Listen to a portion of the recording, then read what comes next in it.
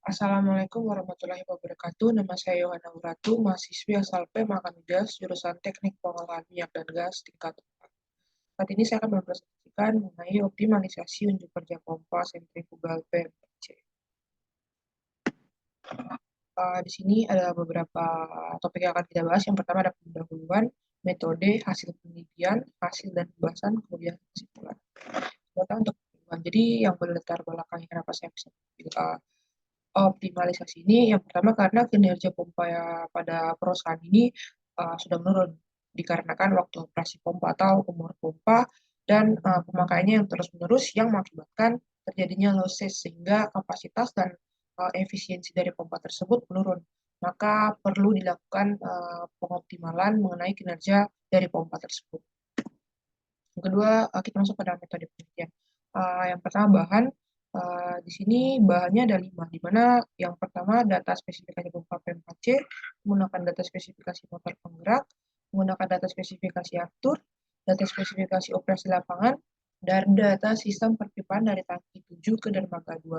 Karena pompa distribusi sentrifugal P4C ini, dia mengalirkan aftur dari tangki 7 ke dermaga 2 menuju kapal untuk dialirkan ke beberapa daerah pelosok. Kemudian kita masuk pada alat. Di sini alat yang saya gunakan yang pertama tentu saja pompa sentrifugal P4C. Kemudian kita menggunakan Microsoft Excel, Microsoft Word, dan kemudian laptop. Gambar di samping ini merupakan gambar bentuk fisik dari pompa sentrifugal itu sendiri. Selanjutnya masuk pada variabel penelitian. Yang pada variabel penelitian ini terbagi atas 2 bagian. Yang pertama ada variabel bebas dan variabel terikat. Nah, yang termasuk pada variabel bebas ini, yang pertama pompa sentrifugal, suhu, tekanan, tekanan suction, dan tekanan discharge. Kemudian pada variabel terikat, cakup 2, itu ada efisiensi dan laju alir. Kemudian untuk hasil penelitian. Jadi bisa dilihat pada tabel ini merupakan tabel hasil evaluasi pompa sentrifugal, di mana kita membandingkan antara data desain dan data aktual atau perhitungan di mana data kondisi lapangan. Jadi untuk yang pertama, untuk kapasitasnya, ternyata data dari kapasitas desain menyentuh 300 meter kubik per hour, sedangkan data daripada aktualnya hanya mencapai 200 meter kubik per hour. Ini artinya pompa ini mengalami penurunan kapasitas. Kemudian untuk headnya juga menurun. Kita bisa lihat pada efisiensi pompanya yang awalnya 60%, dia hanya mampu mencapai 43% pada kondisi aktual atau perhitungan.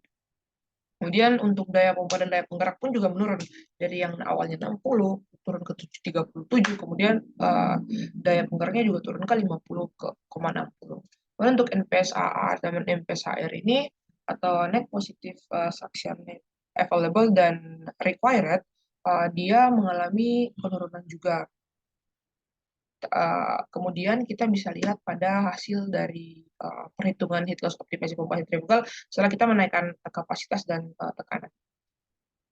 Jadi bisa dilihat setelah dioptimasi kita menaikkan kapasitasnya mencapai dari yang awalnya kapasitas aktualnya 200, kita naikkan menjadi 250, sehingga kita memperoleh efisiensi pompa sebesar 53% pada hasil optimasi. Hal ini menandakan bahwa pompa mengalami kenaikan efisiensi sebesar 10% dan sudah sangat baik. Kemudian daya pompa, daya penggerak pun juga naik. Untuk perbandingan dengan NPSHA sama NPSHR-nya, ternyata nilai NPSHR-nya lebih besar daripada NPSHA, sehingga bisa dikatakan bahwa pompa ini tidak mengalami yang namanya kavitasi pada pompa atau permasalahan munculnya gelembung-gelembung halus. Nah, kesimpulan daripada penelitian ini yang pertama, efisiensi pompa ketika dilihat pada hasil perbandingan desain dan aktual, maka mengalami penurunan yang disebabkan oleh lifetime pompa atau umur pompa, waktu beroperasi pompa. Kemudian kapasitas pompa yang awalnya mengalami penurunan sebesar 200 meter kubik per hour dilakukan optimasi dengan menaikkan kapasitas pompa menjadi 250 meter kubik per hour.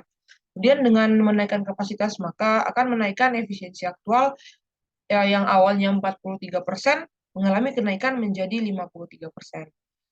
Kemudian untuk NPSA pompa lebih tinggi dibandingkan NPSHR-nya pompa Ini di mana ini sudah sesuai dengan syarat yang mengharuskan bahwa NPS A harus lebih besar daripada NPS R, sehingga dapat dikatakan bahwa pompa beroperasi dengan sangat cukup baik. Sekian presentasi dari saya. Jika ada saya salah kata, saya mohon maaf. Wassalamualaikum warahmatullahi wabarakatuh.